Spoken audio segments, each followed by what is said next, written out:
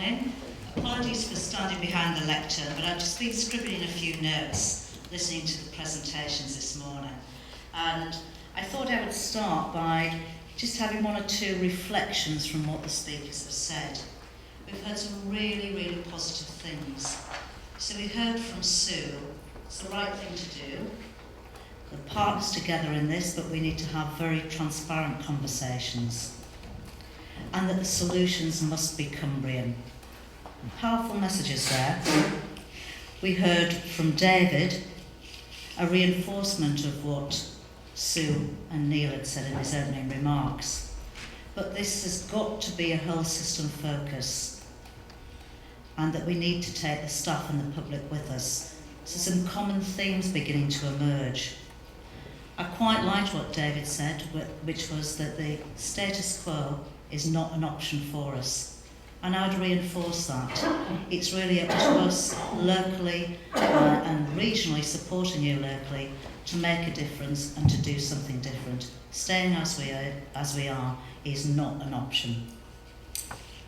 And then we heard from, just need to move my papers around there, from Sally, and I'd echo what Neil said, the public health issue.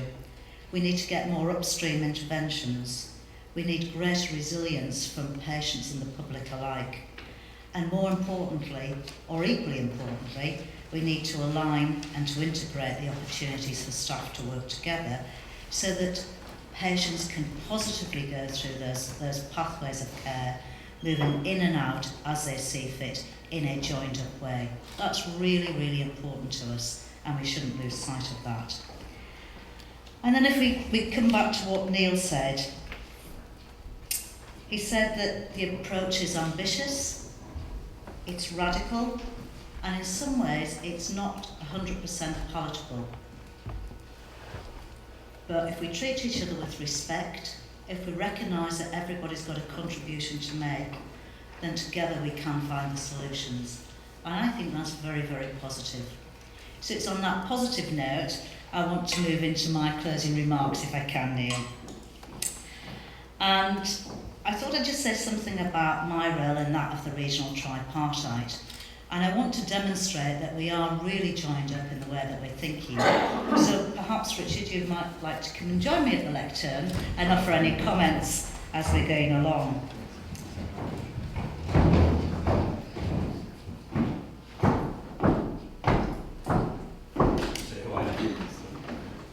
I'm Richard Barker, I'm the Regional Director for NHS England, so Lyn's counterpart in our tripartite arrangement which also include monitor the regulator for NHS Foundation trusts. And our third colleague, who's missing because he's on holiday, is Paul Chandler, who's the monitor representative. And between the three of us, we act as a regional tripartite. There are three things that we want to see delivered through this work, and I think that we can contribute to.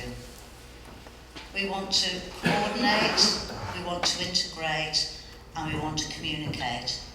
And we want to do those things on a regular basis to advise both up the line and to work in partnership with you to see how progress has been made at pace and that we are seeing some deliverables. Because over the period of time that the programme is going to work, we've got to see something emerging that's different. The second thing we want to do is to support the work, and Richard and I will outline how we want to do that. And we can do that this time with a bit of additional resource, which I'm sure is always welcomed in a health economy. And the third thing that we want to do is to hold the system to account.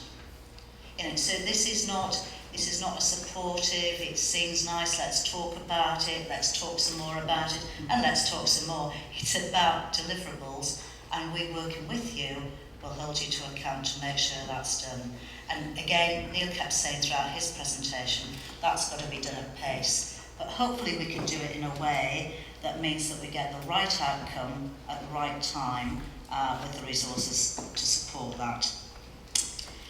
So let's just very, very briefly talk about a few of those things. Coordination, integration, communication, pace, deliverables, all buzzwords.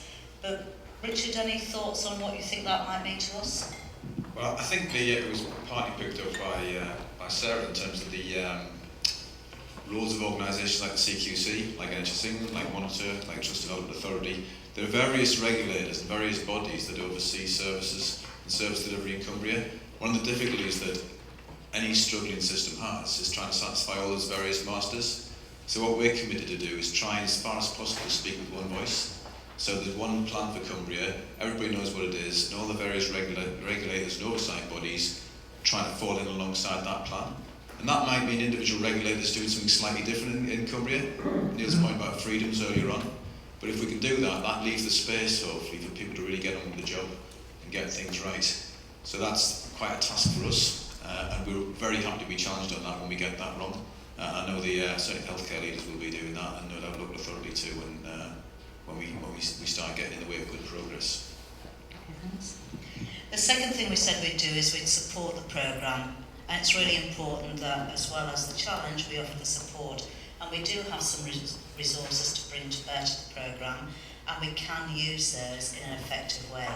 I think what we're keen to do, working with Neil and the programme team, is to ensure that we don't tip all of the resources in right at the front end of the programme, but to understand on that journey what are the key things that are required to remove any blockages or to smooth any pathways, and then bring the resource funding in there.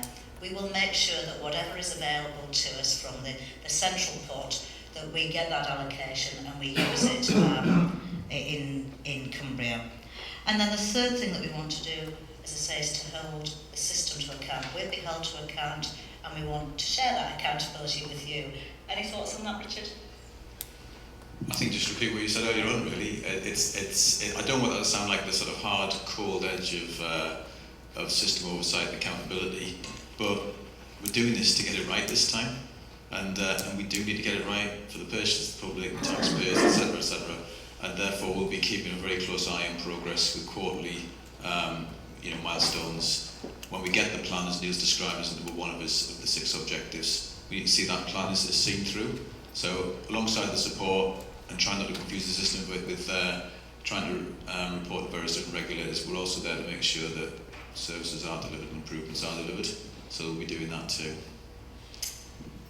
So just to finalise the closing remarks, because I'm sure a lot of things will emerge through the Q&A, Neil, we think that we want to listen to you, we want to get it right, we want to work with you, that we have got the right process this time, we've absolutely got the right people, both locally and supported by Neil and his team, to make this programme a success. I think we can move at pace now and really start to deliver that, and excited to be part of that. So thank you, Neil. Thank you.